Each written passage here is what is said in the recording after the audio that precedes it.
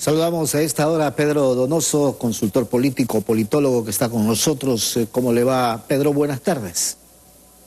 Buenas tardes, atendo a sus preguntas. Bienvenido. Esta situación del antes, durante y post elecciones es un escenario que se le presenta al gobierno nada favorable de aquí en adelante.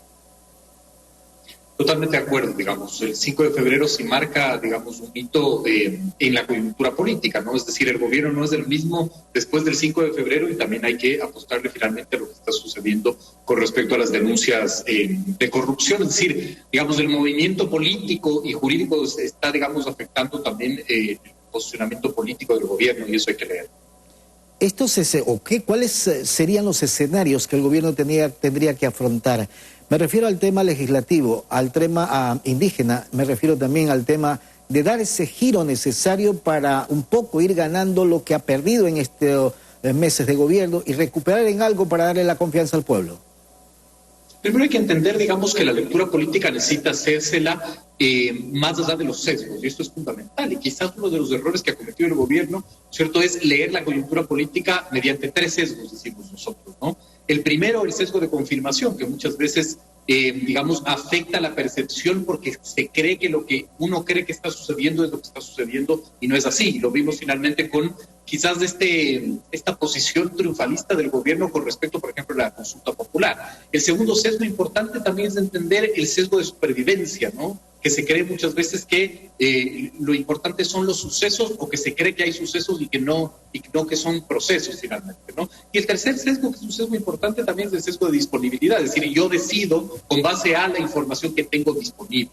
Creo que si el gobierno empieza a dar un giro de timón en su lectura de la coyuntura política, puede establecer una nueva estrategia de posicionamiento reputacional y de posicionamiento político, además que tanto falta le hace, ¿no? No nos olvidemos que este año es un año, digamos, nosotros decíamos partidos por la mitad, es decir, vamos a tener un primer trimestre, ¿no es cierto?, una congeladora electoral, decíamos, es decir, nada se va a mover mucho porque hay un proceso electoral, pero después, digamos, abril, mayo, por ejemplo, ya son meses bastante complejos. No nos olvidemos que en mayo, por ejemplo, hay recomposición en la Asamblea Nacional, nuevas figuras, nueva presidencia, incluso presidencias de comisiones también, ¿no? Entonces, es importante, digamos, marcarle el curso a estos 2 semanas, 3 semanas y sobre todo también estos 2 meses con respecto a lo que pueda suceder, como usted muy bien dice, tanto en la lógica formal de lo que sea el resultado del informe de la comisión que investiga el Gran Padrino y también de, por ejemplo, las movilizaciones sociales que pueden venirse post, digamos, reunión de la CONAIE. El giro que le ha dado el gobierno, que tiene que dar el gobierno, arranca quizás con el nuevo ministro de gobierno, que de alguna u otra manera, reuniéndose con el presidente de la Asamblea, buscaría entonces ir apaciguando el tema de esta tensión legislativo-ejecutivo.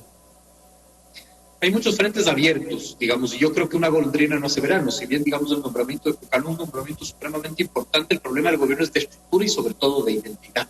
Muchas veces es muy complejo saber por dónde va el gobierno, es complejo saber cuál es su hoja de ruta y además cuando ya ha dinamitado todos los puentes posibles finalmente, ¿no? Entonces es un trabajo arduo que tiene el ministro de Gobierno.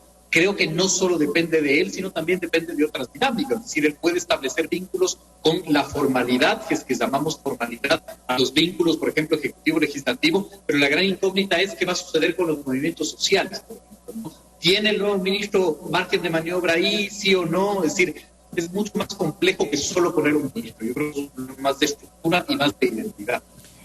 Claro, porque de alguna u otra manera tendría que buscar ese acercamiento con los sectores sociales y el sector indígena. Digo basado en esto de alguna u otra manera, Pedro, porque se sentaron o se crearon estas mesas técnicas y habrá que ver qué es el balance final de todas estas negociaciones que permitan de alguna u otra manera buscarle salida a los temas planteados en esas mesas técnicas. Es un error conceptual creer que los diálogos son un fin y no un medio en sí mismo. Y ese error lo cometió Rafael Correa, lo cometió Lenín Moreno, lo comete Guillermo Lasso. El momento en que solo se arma diálogos para, por ejemplo, apagar un incendio y no como una política pública, digamos. Una política pública es un plan, un programa, un proyecto debidamente financiado, con cronograma, pero además con resultados plausibles de, por ejemplo, esta mesa de diálogo, ¿no? Y el diálogo, digamos, movimiento indígena-gobierno nació como una necesidad de apaciguar las tensiones de junio pasado, del año pasado, pero no como una metodología, no con resultados plausibles. Y creo que ahí, digamos, está el gran reto, ¿no es cierto? ¿Cómo se establece una mesa de diálogo con el movimiento indígena, pero con el resto de estamentos sociales también. Es decir, no solo se puede dialogar finalmente con movimientos que tienen la capacidad de calentar las calles, sino con otros movimientos o con otros estamentos que también necesitan ser escuchados para que a partir de, digamos, ser escuchado pueda establecerse política pública para, digamos, asegurar gobernabilidad. Y ese ha sido el grave problema del gobierno, no tener el acercamiento con otros sectores que no necesariamente tienen que ser el sector indígena, que no es menos importante, pero que hay que abrir el puente para darle viabilidad a todo lo que se necesita en el Ecuador, ¿no? Es correcto, finalmente. Es decir, la política pública tiene que nacer finalmente de mesas de diálogo que nos ayuden, sobre todo a recomponer el tejido social que está tan quebrado en el Ecuador, ¿no? Y lo vemos, por ejemplo, en los resultados del 5 de febrero. Primicias, este medio digital publicaba un tema muy interesante, que decía, hay varios cantones en los que la diferencia en los que ganan, por ejemplo, un alcalde son de 15, 20, 190 votos, y eso es un problema de gobernabilidad también. Es decir, ahorita la gran pregunta es la gobernabilidad, ¿qué? En el ámbito nacional y en el ámbito local. Por eso es importante, digamos, que el diálogo se convierta finalmente en, digamos, un medio para alcanzar un bien mayor, pero debidamente estructurado, con metodología, incluso con cronograma, etc. Porque de alguna u otra forma el acercamiento también con los gobiernos seccionales es fundamental. No necesariamente hay que tener la visión desde la parte macro, sino la micro, que es fundamental en política. Totalmente, por eso le planteo yo que ahorita la gran pregunta es la gobernabilidad ¿qué? A futuro, ¿no? No solo la gobernabilidad nacional, sino también la gobernabilidad local. Y ese sí es un problema también del gobierno, por más de que, por ejemplo, la gobernabilidad de cantones no sea una competencia directa, pero finalmente si se afecta la gobernabilidad, es el gobierno nacional el que tiene que hacer política. ¿Qué es la política? Administrar las tensiones sociales. Ese finalmente es su llamado. Y en el plano legislativo, esta posibilidad de un juicio político por el caso que están investigando, ¿aumenta más esa tensión ejecutivo-legislativo? No, totalmente. Finalmente, digamos, por eso es importante entender el contexto, porque una cosa hubiese sido un juicio político antes, por ejemplo, del 5 de febrero, ahora es otro. Es decir, este es un gobierno debilitado y lo dijeron las urnas finalmente. Es decir, la pérdida de la consulta popular también proyectó, ¿no es cierto?, un posicionamiento reputacional de un gobierno mucho más débil. Entonces, claro, el juicio político, posible juicio político, que tiene otras implicaciones, necesita, por ejemplo, pronunciamiento de la Corte Constitucional, entonces ahí hay un matiz que hay que manejarlo, pero claro, eleva la tensión, sobre todo en una tensión en donde hay riesgos para el gobierno desde la formalidad, es decir, de su relación con el legislativo, pero también del calentamiento de las calles con el movimiento indígena que ha anunciado a finales de febrero tener una reunión para evaluar, digamos, los mismos diálogos. Y hoy con la poca credibilidad es más complicado para el gobierno manejar esa situación del diálogo, de tender puentes.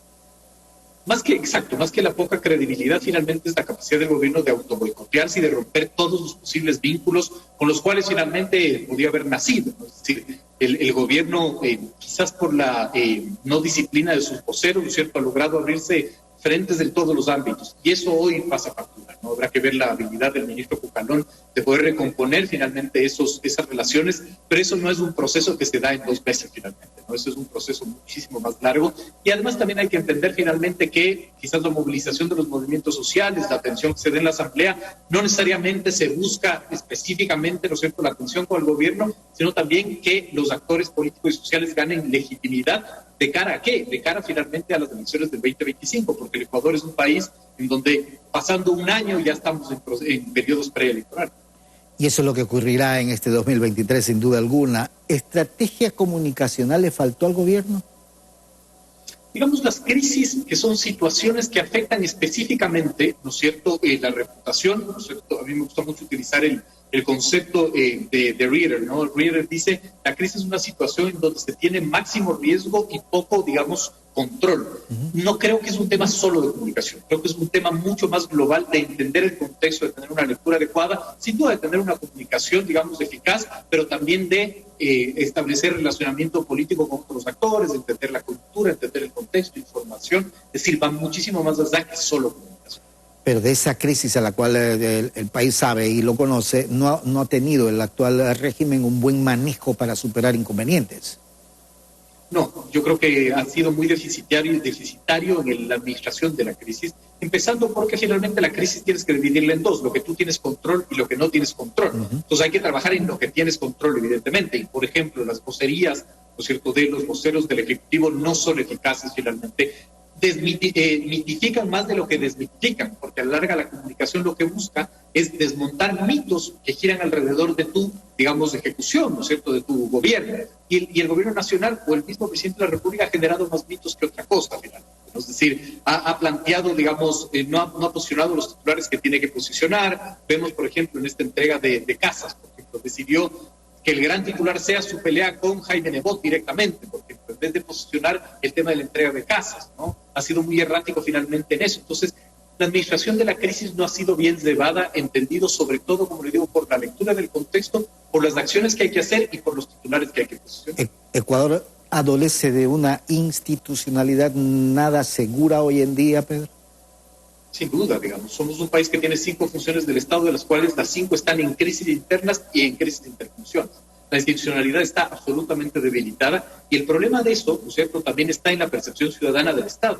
La última encuesta de perfiles de opinión de finales de enero dice que menos del 10% de la gente confía en el Estado, cree en el Estado. Cuando uno no cree en el Estado, la desinstitucionalización se hace presente, ¿no es cierto?, y las tensiones sociales que existen las administran finalmente entre particulares y no, digamos, el Estado, que es el llamado a administrar esas tensiones sociales. Por ende, la gobernabilidad es débil. Exactamente, ese es el efecto de esa ecuación. Pedro, quiero agradecerle por haber estado con nosotros. Una buena tarde. No, a ustedes, muchas gracias. Gracias, Pedro Donoso, politólogo, a propósito de la situación política que vive nuestro país. Cerdán tiene más información para ustedes.